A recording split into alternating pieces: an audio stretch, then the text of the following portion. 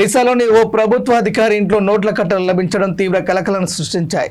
30,000 రూపాయల లంచం కేసులో తీగలాగితే ఆ అధికారి అవినీతి వ్యవహారం బయటపడింది. ఒడిశాలోని కటక్ సర్కిల్ గనుల శాఖ డిప్యూటీ డైరెక్టర్గా ఉన్న దేబ్రవ్రత మహంతిని అవినీతి కేసులో విజిలెన్స్ అధికారులు అరెస్ట్ చేశారు. లైసెన్స్ పొందిన ఓ బొగ్గు విక్రేత నుంచి 30,000 రూపాయల లంచం తీసుకుంటూ ఆయన విజిలెన్స్ అధికారులకు చిక్కారు.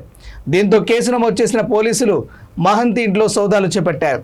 ఇందులో భారీ ఎత్తున లెక్కల్లో రాని నగదు బయటపడింది. భువనేశ్వర్లోని ఆయన అపార్ట్మెంట్లో అల్మారాలో దాచిన 4 కోట్ల రూపాయలను అధికారులు గుర్తించి స్వాధీనం చేసుకున్నారు. ఆయన కార్యాలయంలోని టేబుల్లో మరో 1.20 లక్షల నగదును గుర్తించారు.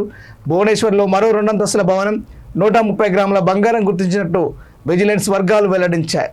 ఈ స్థాయిలో నోట్ల కట్టలను విజిలెన్స్ అధికారులు స్వాధీనం చేసుకోవడం రాష్ట్ర చరిత్రలో ఇదే తొలిసారని సదరు వర్గాలు పేర్కొన్నాయి.